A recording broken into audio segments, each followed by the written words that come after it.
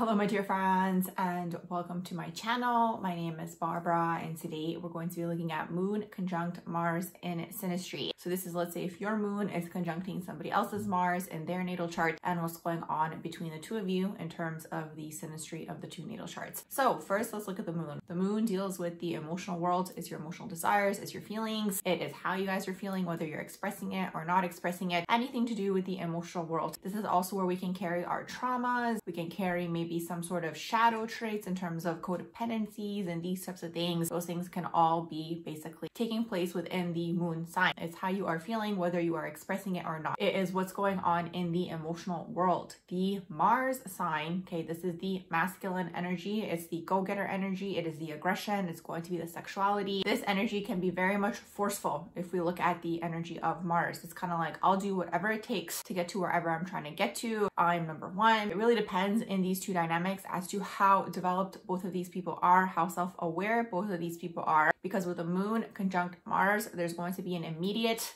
attraction, immediate connection, regardless whether it is romantic or if it is a friendship. There's going to be this knowingness between the two people and understanding, and a lot of the time, if it is a romantic relationship, it can result in a lot of passion, a lot of conflict, a lot of passion, a lot of water, a lot of tears, a lot of intensity. Okay, this is going to be definitely an intense dynamic, moon conjuncting Mars. It can work. Okay, I'm not saying that it can't work. It definitely can work, but it depends on the awareness of the two people. And most of the time, what I've been saying in these videos is that the moon person is going to be more affected by this type of conjunction rather than the other person, regardless of what the other person's planet is conjuncting the moon person, because it is dealing with your emotional world. It is the place where we are most vulnerable. If we think about it, that is what the moon is all about. It's that little crab that carries a home on its back. That's really what the moon energy is all about. And it's definitely a feminine energy. Okay, that's what the moon energy is. The feelings, the emotional world, this is the feminine energy. So in these types of dynamics, regardless of the gender, the moon person is always going to fall more so toward the feminine energy, the emotional energy, the nurturing energy even, and the Mars person is going to fall more so in the masculine energy. So that could be the dynamic between these two people. It can go many ways. The moon person can basically want to be led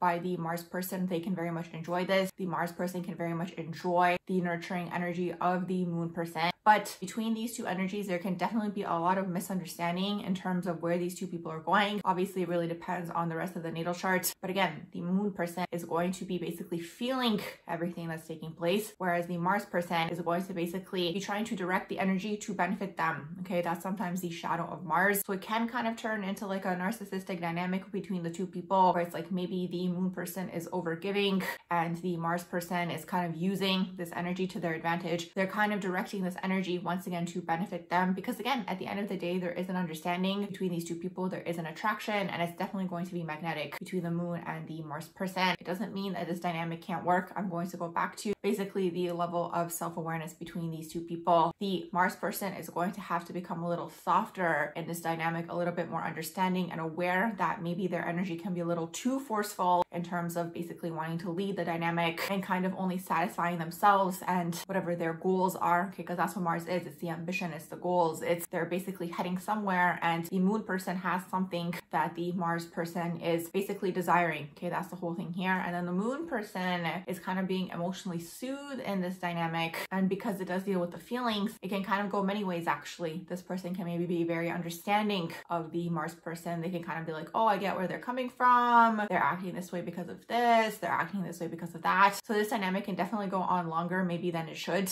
That can also be something that does take place. It can go into toxicity if both people are underdeveloped. It can go into codependency and narcissism. This dynamic for sure can go into that direction as well. But if there is that level of self-awareness, maybe the dynamic between both of these people can work. Now, something that's really interesting that I learned about this dynamic is that the Mars person is going to want to keep the moon person around. So the Mars person, whoever the Mars individual is, regardless of their gender, they're going to basically be taking on the more masculine role. So let's say it is a traditional heterosexual relationship. What might take place is the Mars person might impregnate the moon person to keep that person around. That could be something that does take place. If it is maybe a same-sex dynamic, or maybe it is even just a friendship, the Mars person might figure out ways to keep the emotional person around, or figure out ways to soothe the emotional person, to basically kind of tie them into this dynamic. This dynamic is definitely going to have a lot of emotional roller coasters. Once again, depending on the emotional intelligence level and the self-awareness level, there can be a lot of arguments, basically lead into passion later. That could be something that takes place. Let's say it is a romantic relationship. If it's not, if it is a friendship, it could be maybe just a lot of arguments, a lot of conflict, a lot of not understanding. Because the thing is like when we look at the masculine energy when it's in the shadow, it can be very forceful, not very compassionate, you know, not understanding. Like that's kind of Mars when it's in the shadow, basically trying to satisfy the self and make themselves happy and whatever, again, their end goal is. And the moon person is kind of sticking around for whatever the wound there is. Okay, maybe they didn't feel understood by another person before, maybe they don't want to be abandoned, whatever it is. But definitely this dynamic is going to affect the moon person more. There might be a lot of conflicts, like I mentioned. There might be a lot of tears, a lot of emotional roller coasters in this dynamic. So definitely up to you guys what direction you guys want to take that dynamic in. But the moon conjunct Mars is definitely going to be an intense emotional relationship where it's kind of like even the moon person might not understand why is the Mars person behaving this way, or why am I so attracted to the Mars person, or why can't I let go of this dynamic. These are things that can definitely take place in this dynamic between moon conjunct Mars. So with all that being said, I'm going to wrap up this video here on moon conjunct Mars in Synastry. If you guys enjoyed my video, please do like, share, and subscribe. And I hope you all have a beautiful rest of the day.